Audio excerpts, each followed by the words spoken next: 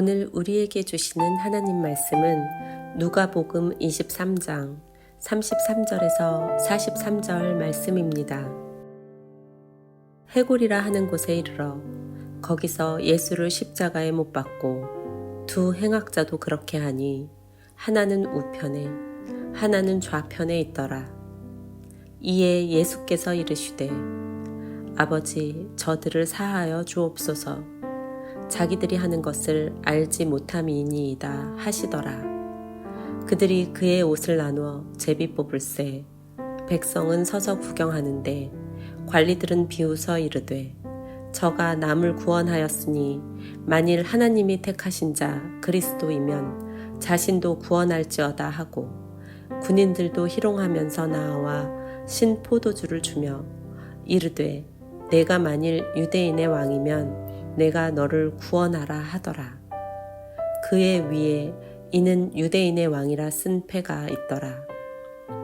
달린 행악자 중 하나는 비방하여 이르되 내가 그리스도가 아니냐 너와 우리를 구원하라 하되 하나는 그 사람을 꾸짖어 이르되 내가 동일한 정죄를 받고서도 하나님을 두려워하지 아니하느냐 우리는 우리가 행한 일에 상당한 보응을 받는 것이니 이에 당연하거니와 이 사람이 행한 것은 옳지 않은 것이 없느니라 하고 이르되 예수여 당신의 나라에 임하실 때에 나를 기억하소서 하니 예수께서 이르시되 내가 진실로 내게 이르노니 오늘 내가 나와 함께 낙원에 있으리라 하시니라.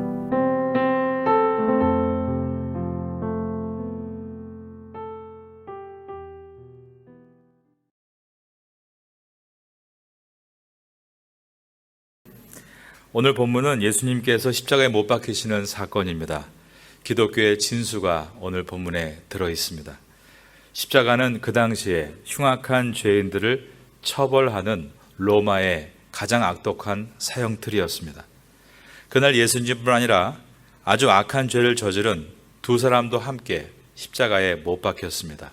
오늘 본문의 첫 절인 누가복음 23장 33절입니다. 해골이라 하는 곳에 이르러 거기서 예수를 십자가에 못 박고 두 행악자도 그렇게 하니 하나는 우편에 하나는 좌편에 있더라. 예수님을 두 행악자 사이에 못 박아 세움으로 예수님을 중범죄자로 간주하려고 했습니다. 그러나 예수님은 그러한 고통 중에서도 그들을 향한 용서의 기도를 하십니다. 34절입니다. 이에 예수께서 이르시되 아버지 저들을 사하여 주옵소서. 자기들이 하는 것을 알지 못함이니이다 하시더라. 그들이 그의 옷을 나눠 제비 뽑을새. 예수님은 십자가 위에서 자신들을 못 박는 자들을 변호하시며 그들을 위해 중보기도 하셨습니다. 십자가란 무엇인가? 교회하면 떠오르는 것이 십자가입니다. 그런데 그 십자가의 의미를 우리가 어떻게 이해하고 있는가? 십자가를 한마디로 정의하면 하나님의 공의와 사랑이 만나는 곳이다 라고 말할 수 있습니다. 하나님의 공의란 무엇인가? 그것은 선한 것에 대해서는 선으로 갚아주시고 악을 행한 것에 대해서는 그 죄값을 치르게 하시는 것이 하나님의 공의입니다. 로마서 6장 23절에 보면 죄의 삭은 사망이다 라고 되어 있는데 여기서 삭이란 단어는 영어 번역으로 wage, 급료라는 말로서 죄를 짓고 받은 급료가 죽음이라는 것입니다. 죄는 그 값을 톡톡히 치르게 된다는 뜻입니다. 그래서 죄를 지은 모든 인간은 죽음에 이르게 되는 것입니다. 죄는 곧 사망이기에 죄를 짓고 살아남을 사람은 한 사람도 없습니다. 바로 이것이 하나님의 공의입니다. 십자가에서 하나님의 공의를 만나고 있다면 그것은 십자가에 대해서 절반을 이해하고 있는 것입니다. 나머지 절반은 무엇인가? 그것은 하나님의 사랑입니다. 내가 죄인이기 때문에 십자가에서 피 흘리고 죽어 사망의 깊은 곳으로 떨어져야 옳습니다. 그런데 나 대신에 예수님께서 하나님의 공의에 따르는 형벌을 대신 담당하십니다. 나 대신에 예수님이 십자가에 달리시고 나를 대신해 죽으십니다. 바로 여기서 우리는 십자가의 절반의 내용인 주님의 사랑을 만나게 됩니다. 로마서 5장 8절에는 우리가 아직 죄인 되었을 때에 예수 그리스도께서 우리를 위하여 죽으심으로 하나님께서 우리에게 대한 자기의 사랑을 확증했다라고 되어 있습니다. 하나님의 가장 큰 사랑이 무엇인가? 그것은 내가 달려야 될 그 십자가 위에 아들을 대신 주신 것입니다. 나를 대신해서 성자 예수님을 죽게 한 사건이 하나님의 가장 큰 사랑의 사건입니다.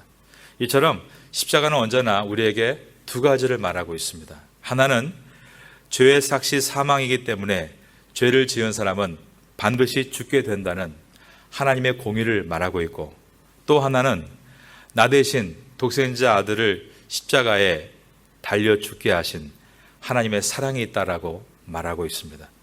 공의와 사랑을 잘 설명해주는 한 가지 이야기가 있습니다.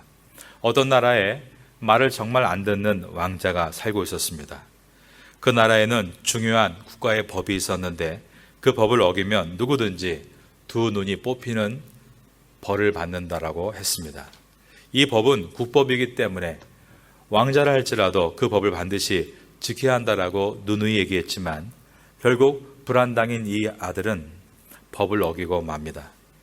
그 나라에서 두 눈이 뽑힐 사람은 바로 그 나라의 왕자가 됐던 것입니다.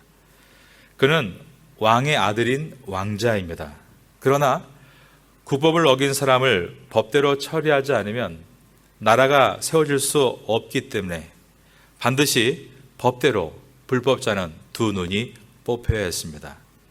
이것이 공의입니다. 공의가 영어로 righteousness인데 공개적인 의식이라는 뜻이 들어 있습니다. 반드시 드러나서 지켜져야 하는 것입니다. 그러나 아무리 왕자라 할지라도 두 눈이 뽑힌다면 더 이상 세상을 볼 수 없습니다. 그래서 임금이 어떤 결정을 내렸는가? 두 눈을 뽑기는 뽑는데 하나는 왕자에게서 뽑고 하나는 자기에게서 뽑으라고 명령을 했습니다. 바로 이것이 공의와 사랑의 만남입니다.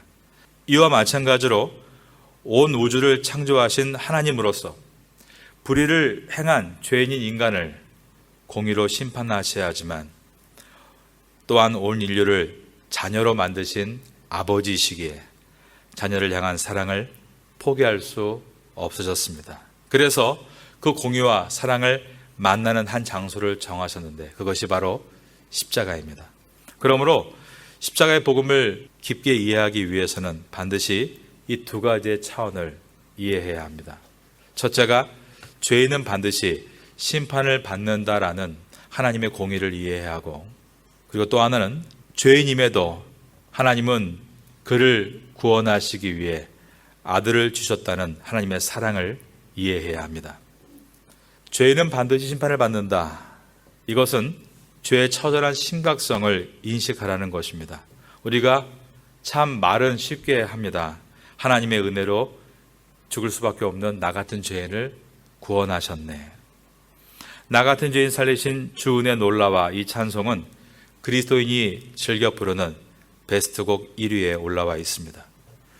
예수 그리스도로 말미암아 구속함을 받아 하나님의 자녀가 된 감격을 항상 누리며 살겠습니다. 우린 그렇게 입으로 자주 표현하고 간증도 합니다. 그런데 이것이 너무나 수사학적인 표현인 경우가 많다는 것입니다. 정말 내가 죄인인 것을 처절하게 실감하고 있는가? 모든 인간은 죄성을 가지고 태어납니다. 한국 사람도, 미국 사람도, 태국 사람도, 남자도, 여자도 모두 태어날 때부터 죄성을 가지고 태어납니다. 그런 죄에 대해서 하나님은 반드시 하늘로부터 진노가 있다라고 로마서 1장 18절에 말씀하고 있습니다. 하나님의 진노가 불의로 진리를 막는 모든 사람들의 경건하지 않음과 불의에 대하여 하늘로부터 나타난다라고 되어 있습니다. 여기서 하늘로부터 나타난다, 현재 시제입니다. 지금도 하나님은 죄가 있는 곳에 오늘도 진노하고 계신다는 뜻입니다. 이와 같이 하나님께서 죄를 진노하신다, 죄를 심판하신다는 것을 우리가 반드시 생각해야만 십자가를 바르게 이해할 수 있습니다. 죽음의 문제, 질병의 문제, 고통의 문제, 전쟁의 문제, 기근의 문제, 가난의 문제, 그리고 갈등의 문제는 모두가 죄의 결과입니다. 그 죄가 인간을 죽입니다. 죄의 삭은 사망이기 때문입니다. 그러므로 항상 우린 돌아보고 살펴보아야 합니다. 나는 이 죄에 대해서 철저한 심각성을 가지고 살아가고 있는가? 어떤 사람들은 이 죄에 대한 무게감을 피하려고 일부러 하나님을 안 믿겠다는 사람들이 있습니다. 우린 하나님을 믿지 않는 사람들을 가리켜 무신론자라고 부릅니다. 그러나 엄밀히 말하면 이 세상에는 하나님이 없는 무신론자는 없습니다. 오직 하나님을 불신하는 불신론자들만 있습니다. 이 말은 이 세상에 어느 누구도 아비 없는 자식은 없다라는 것입니다. 다만 아버지가 없다라고 페르나가 있는 것입니다. 그 이유는 하나님의 의가 가리키는 방향을 가고 싶지 않고 내가 원하는 죄악의 방향, 타락과 쾌락의 방향으로 가고 싶어 하기 때문입니다. 요즘의 시대는 불신의 시대이면서 정말 미신의 시대가 아닌가 생각이 듭니다. 많은 사람들이 우상을 가까이 하고 있습니다. 우상의 특징이 있습니다. 우리의 죄성과 전혀 충돌하지 않는다는 것입니다.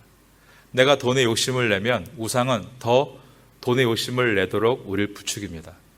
내가 성에 대해서 타락하고 싶으면 우상은 더 성에 대해서 우리를 타락시키도록 유도합니다. 우상에는 성을 충동하는 비너스 신이 있고 돈의 욕심을 충동하는 만몬의 신도 있는 것입니다. 제가 말레이시아에 갔을 때였습니다. 한 서당에서 복권의 신을 놓고 섬기는 것을 본 일이 있습니다. 동그란 번호판을 막 돌리고 있습니다. 음악이 현란하게 틀어져 있습니다. 그리고 그 제사장 같은 사람이 기도를 하고 있는 것입니다. 돈에 대한 탐욕에 대한 우상 숭배자들은 나는 지금 돈에 관한 신을 섬기는 것뿐이다라고 정당화시킵니다. 그러므로 우상 숭배자들은 회개가 없습니다. 항상 내가 짓는 죄에 대해서 정당함의 핑계를 댈 뿐입니다. 그러나 기억해야 될 것이 있습니다. 하나님의 말씀은 죄의 결과는 반드시 사망이다라고 말씀하고 있다는 것입니다. 십자가는 그러한 죄인들을 심판하신다라는 것을 분명하게 보여주는 공의의 장소입니다. 성도는 십자가를 바라볼 때마다 그러므로 내가 죄를 멀리해야 한다. 죄를 짓지 않겠다라는 간절함이 있어야 합니다. 여러분 모두는 이 앞에 있는 십자가를 바라볼 때마다 주님이 죽기까지 나의 죄를 멀리하셨다는 것을 기억하시고 죄를 멀리하고 죄를 미워할 수 있는 성도가 될 수 있기를 예수님의 이름으로 축원합니다. 두 번째로 십자가에서 주님의 사랑을 만납니다. 요한일서 4장 16절에 보면 주님께서는 사랑이시다라고 되어 있습니다. 하나님이 우리를 사랑하시는 사랑을 우리가 알고 믿었노니 하나님은 사랑이시라라고 했습니다.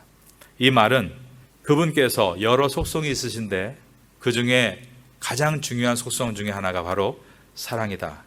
그 정도가 아니라 사랑 그 자체이다. 이 코를 넣습니다. 하나님이 인간을 사랑하십니다. 그 결과로 들어오는 것을 우리는 복이라고 말합니다. bless라고 하죠.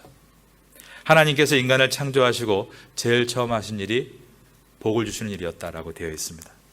인간은 하나님께로부터 사실 복을 받음으로 살아가는 존재입니다.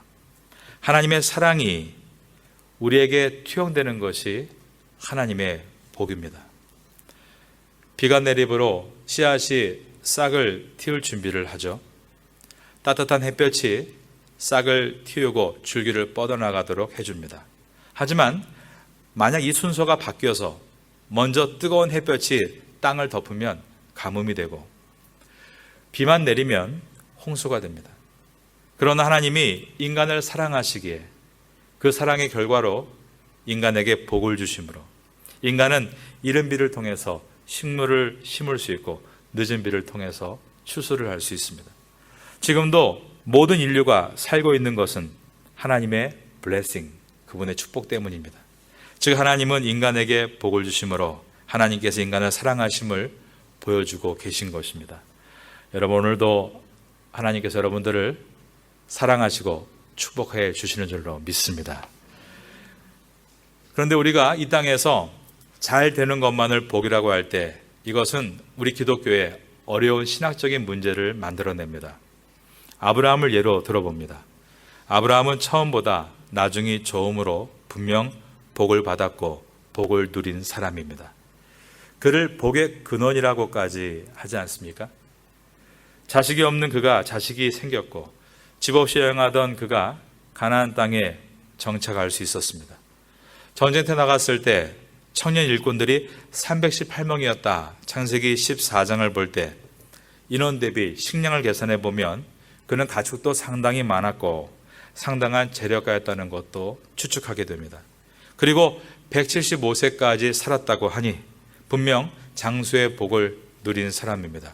하지만 이것이 복의 전부다, 이것이 하나님의 사랑의 전부다라고 말한다면 많은 해석의 어려움들을 만나게 됩니다. 아브라함에게 아들들이 많이 있었지만 그 아들들의 갈등으로 인해서 아브라함이 괴로운 삶을 살아간 것을 우리가 알 수 있습니다. 그에게 가축과 사람들이 많았습니다. 그러나 가뭄이 들자 그 큰 재산은 오히려 그에게 큰 짐이 되었고 그 많은 식솔의 양식을 구하기 위해 체면불구하고 애굽에 내려가서 자기의 아내를 여동생이라고 거짓말하면서 그 나라 왕에게 빼앗기는 비굴함을 맛보아야 했습니다. 175세를 살았다고 하지만 그가 175년 동안 행복하게 산 것은 아니었습니다.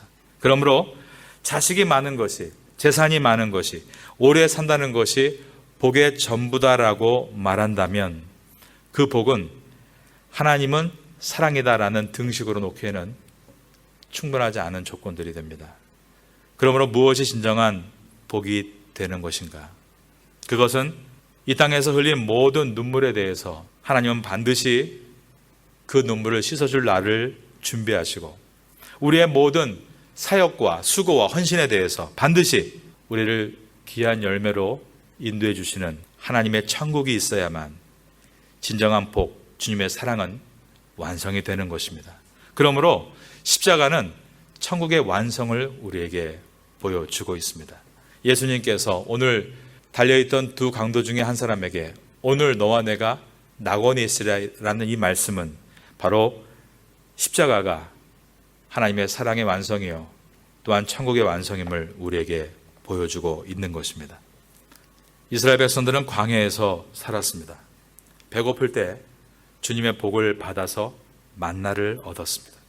목이 마를 때는 주님의 복으로 사막임에도 불구하고 기적적으로 물샘이 터져서 목마름을 해결했습니다. 만나라는 마른 과자 같은 뻣뻣한 곡류만 먹기 지겨울 때 하나님은 또 복을 주셔서 메추라기와 같은 육류도 취할 수 있게 하셨습니다. 사막에서 뱀에 물려 죽어갈 때 모세가 장대에 매어 올린 노뱀을 보고 병 낫는 복도 경험했습니다. 그러나 이런 복은 그들에게 고마운 복은 물론이지만 정말 원하는 복은 아니었습니다. 그들이 진짜 원한 복은 가나안 땅에 들어가는 복이었습니다. 그러므로 하나님께서 십자가에서 하나님의 사랑과 그 복을 완성시켜주는 것은 그 마지막은 반드시 천국의 완성으로 이어질 수밖에 없습니다. 오늘 본문에 보면 예수님의 십자가 외에 좌우편에 두 개의 십자가가 더 세워져 있었습니다. 아까 본 대로 십자가에 달리는 사람들을 행악자, 크리미널, 범죄자라고 했습니다. 그 당시에 가장 사악한 자를 십자가 처형을 했기 때문에 그들은 아마 우리가 생각하는 가장 악한 죄를 진 그런 죄질의 사람들이었다라고 여겨집니다. 희대의 살인마가 있는데 넷플릭스에 보니까 우리나라 살인마도 나오더라고요. 바로 2010년에 있었던 유영철입니다. 21명을 잔인하게 죽이고 장기 일부를 떼어 먹기까지 해서 사람들을 경악하게 했던 이 살인마는 전 세계적으로도 잘 알려져 있는 매우 특별한 사람입니다. 그런데 그가 마지막 했던 말은 법정에서 자신을 죽여달라고 했습니다. 이것은 반성의 의미가 아니었습니다. 죽어서 죄값을 달게 받겠다는 뜻이 아니라 결코 자기의 이 살인 중독은 죽지 않고는 벗어날 수 없다는 고백이었습니다. 오늘 본문에 나오는 예수님과 함께 달린 이 두 명의 사형수들은 성경을 읽고 정리해 보면 그들은 둘 다 죽어 마땅해야 할 범죄자들이었습니다. 그런데 그 두 사람 중에 한 사람은 예수님을 욕하고 비방했다고 되어 있고, 그런데 한 사람은 예수님께 회개하고 죄사함을 받았다라고 되어 있습니다. 39절과 40절을 보겠습니다. 달린 행악자 중 하나는 비방하여 이르되 내가 그리스도가 아니냐 너와 우리를 구원하라 하되, 하나는 그 사람을 꾸짖어 이르되 내가 동일한 정죄를 받고서도 하나님을 두려워하지 아니하느냐. 그런데 이 같은 내용을 담고 있는 같은 내용인 마태복음 27장과 마가복음 15장 그리고 요한복음 19장을 다 같이 읽어보면 사실 처음에 이 두 범죄자 모두가 예수님을 욕하고 비방했다라고 되어 있습니다. 이것은 시간의 순서가 있는 것을 보여줍니다. 처음에는 둘 다 예수님을 욕하고 비방했다는 것입니다. 그 둘 다 유영철이었습니다. 그러나 예수님께서 십자가 위에서도 아버지 저들을 용서하여 주옵소서, 자기들이 하는 것을 알지 못함이니이다 하시며 그들을 변호하고 중보하실 때 아버지 저들을 용서하여 주옵소서, 그 말씀을 그 두 명의 범죄자 중 한 사람은 자기에게 주시는 말씀으로 받았다는 것입니다. 나 같은 죄 많은 인생, 죽지 않고는 이 죄악을 끊을 수 없는 중독된 내 인생 속에 세상은 날 버렸어도 십자가 위에서도 끝까지 나를 버리지 않는 주님의 그 기도를 들으면서 그는 마음을 열었습니다. 그리고 그가 복음을 받아들인 것입니다. 그가 예수님께 무엇이라 고백하는가? 42절 말씀입니다. 이르되 예수여 당신의 나라에 임하실 때에 나를 기억하소서 하니, 그러자 예수님께서는 오늘 내가 나와 낙원에 있을 것이다 라고 하셨습니다. 43절입니다. 예수께서 이르시되 내가 진실로 내게 이르노니 오늘 내가 나와 함께 낙원에 있으리라 하시니라. 살인자가 십자가의 복음을 듣고 구원을 받은 것입니다. 그 강도는 죄 지은 급여로 죽음을 맞이해야 될 인생이었습니다. 그런데 그 죄를 변호하시며 대신 피 흘리시는 예수님의 십자가의 은혜로 그는 죄를 용서함 받았습니다. 십자가는 그에게 자신의 죄를 영원히 용서함 받는 축복의 자리가 될 수 있었습니다. 그가 십자가의 절반을 또 이해했기 때문인데, 그것은 바로 나를 위해 대신 죽으시고 나를 살리시는 하나님의 사랑을 경험했기 때문이었습니다. 슬픈 이야기 하나를 여러분께 해드리겠습니다. 한국의 한 부인 집사님의 쓴 글입니다. 제목은 30년 운전수였습니다. 남편과 얼마나 kum슬이 좋았는지 자기가 주일에 교회 갈 때마다 늘 남편이 차로 자기를 교회 앞까지 데려다 주었다고 합니다. 한 주가 아니라 1년이 아니라 제목과 같이 30년 동안 자신의 운전수가 돼 주었습니다. 왜냐하면 남편이 아내를 너무나 사랑했기 때문입니다. 그러나 교회 주차장에서 기다릴 뿐 한 번도 예배를 드리러 교회 안으로 들어오지 않았습니다. 그러다 갑작스럽게 교통사고로 세상을 떠나고 만 것입니다. 교회 입구에 건물에 세워진 십자가를 30년간 보았지만 그는 그 십자가가 무엇을 말하고 있는지를 알지 못했습니다. 하나님의 공의와 사랑이 만나는 곳이라는 복음을 한 번도 듣지 못한 것입니다. 하나님의 공의 앞에 죄를 회개하고 하나님의 사랑으로 죄를 용서함 받는 그 사건을 경험하지 못하고 30년 운전수는 그렇게 죽고 말았습니다. 그는 그 글에서 고백합니다. 아무리 남편이 나를 사랑했으면 무엇하는가? 아무리 내가 남편을 사랑했으면 무엇하는가? 하나님의 십자가의 사랑으로 경험하도록 도와주지 못한 것을 죄의 삭은 사망일 뿐이다 라는 슬픔의 글이었습니다. 우리 모두는 사실 예수님과 함께 달린 이 두 명의 강도와 같은 사람들입니다. 죄의 질이 조금 크고 덜하달 뿐 모두가 죄인이고, 그리고 지금도 죄를 짓고 있고 그 값은 사망이 될 것입니다. 그러나 이 두 명의 강도의 다른 운명은, 한 사람은 그 복음을 밀어냈지만 또 한 사람은 복음을 듣고 하나님의 공의 앞에 자기의 지난 날을 회개하고 하나님의 사랑 앞에 죄를 용서함 받았다는 것입니다. 십자가, 이 십자가를 우리가 바라볼 때 두 가지를 바라볼 수 있어야 됩니다.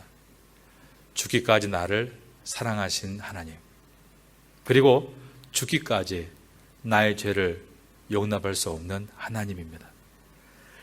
말하는 십자가가 여러분의 십자가가 되기를 바라고, 이 십자가를 통해서 우리의 신앙이 온전하게 세워져 갈 수 있게 되기를 마지막으로 예수님의 이름으로 축원합니다.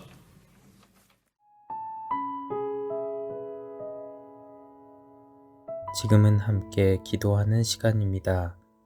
3월의 공동 기도 제목은 첫째, 말씀과 기도의 자리에 서게 하소서. 둘째, 사랑과 섬김의 자리에 서게 하소서. 셋째, 고난주간 말씀 사경회를 잘 준비하게 하소서. 넷째, 부활주일 세례 예식을 잘 준비하게 하소서. 말씀을 붙잡고 기도하는 귀한 시간 되시기를 소망합니다.